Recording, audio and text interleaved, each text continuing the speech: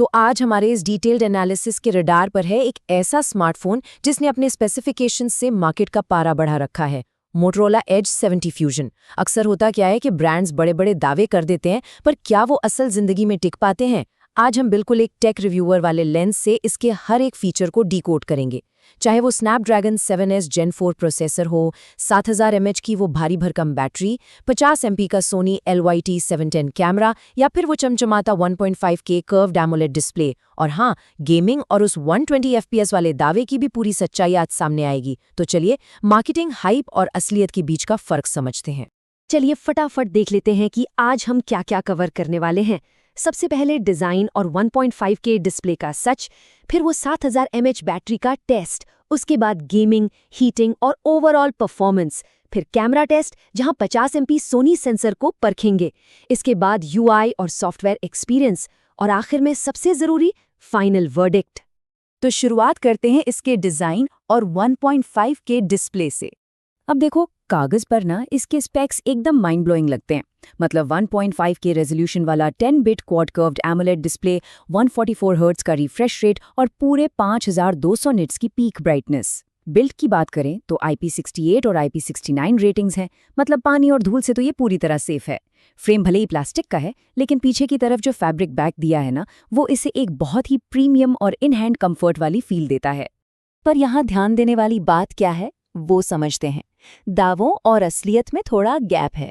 Refresh rate 144 hertz कहा गया है, लेकिन फोन का यूजर इंटरफेस असल में ज्यादातर 120 हर्ट्ज पर ही चलता है।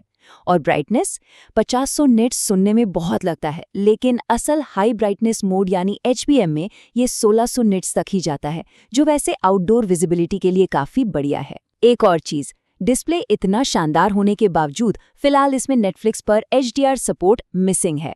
चलिए अब आते हैं इसकी सबसे हाइप्ड फीचर पर, 7000 mAh बैटरी टेस्ट।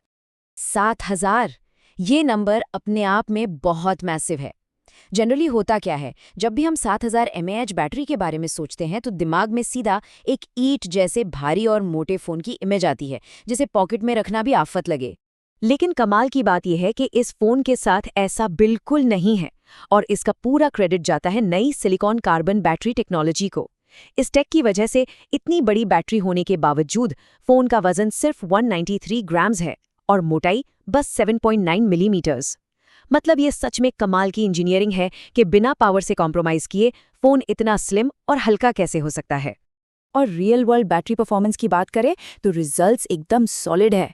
टेस्टिंग में ये फोन आराम से 2 से ढाई दिन तक चल जाता है। मतलब बैटरी एंग्जाइटी तो भूल ही जाइए। 11 से 13 घंटे का स्क्रीन ऑन टाइम मिलना कोई मजाक नहीं है। और सबसे बढ़िया बात, बॉक्स के अंदर ही 68W का टर्बो चार्जर मिलता है, जो इतनी विशाल बैटरी को भी करीब 1 घंटे में फुल चार्ज कर देता है। आगे बढ़ते हैं और बात करते हैं गेमिंग, हीटिंग और ओवरऑल परफॉर्मेंस की। हुड के नीचे इसमें स्नैपड्रैगन 7S Gen 4 प्रोसेसर लगा है। एंटूटू बेंचमार्क की बात करें तो स्कोर 1.1 मिलियन के पार जाता है, जो इस प्राइस ब्रैकेट में काफ़ी सॉलिड है। डेटा ट्रांसफर और ऐप लोडिंग को फास्ट रखने के लिए UFS 3.1 स्टोरेज और LPDDR5X रैम का कॉम्बो है। डेली मल्टीटास्किंग हो या ढेरों ऐप्स के बीच स्विच करना, सब कुछ एकदम स्नैपी और स्मूथ फील होता है। लेकिन असली टेस्ट तो हेवी गेमिंग में होता है ना। तो हीटिंग का क्या सीन है? देखिए, गेमिंग शुरू करने से पहले फ़ोन का टेम्परेचर 36 डिग्री के आसपास था, पर जब इंटेंस गेमिंग सेशन किया तो ये बढ़कर 41.5 डिग्री सेल्सियस तक पहुंच गया। मतलब साफ साफ 5-5.5 डिग्री का जंप। तो हाँ, हेवी गेमिंग में फ़ोन थोड़ा गर्म तो होता है। इससे कोई अलार्मिंग हीटिंग तो नहीं कहेंगे, पर नोटिस करने वाली बात ज़रूर है। अब बात उस 120 FPS वाले मार्केटिंग दावे की। यहाँ परफॉर्मेंस काफ़ी बंटी हुई है। BGMI जैसे गेम्स में तो ये काफ़ी स्टेबल रहता है, आराम से 110 से 120 FPS मेंटेन कर लेता है।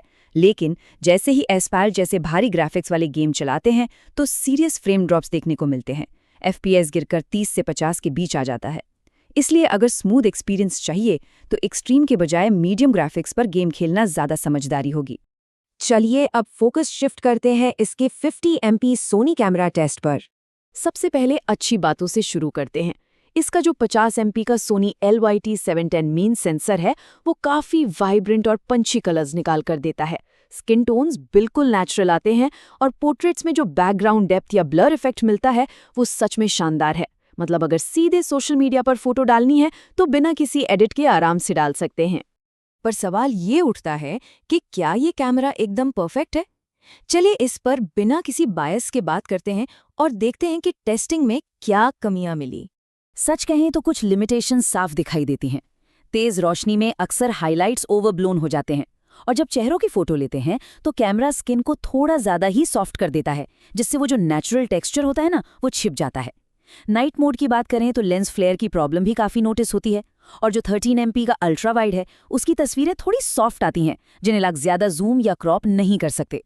हालांकि इन सब के बावजूद डेली यूज़ के लिए ये कैमरा काफ़ी रिलायबल है। अब आते हैं इसके UI और सॉफ्टवेयर एक्सपीरियंस पर, जो हमेशा से मोटोरोला की एक बड़ी USP रही है।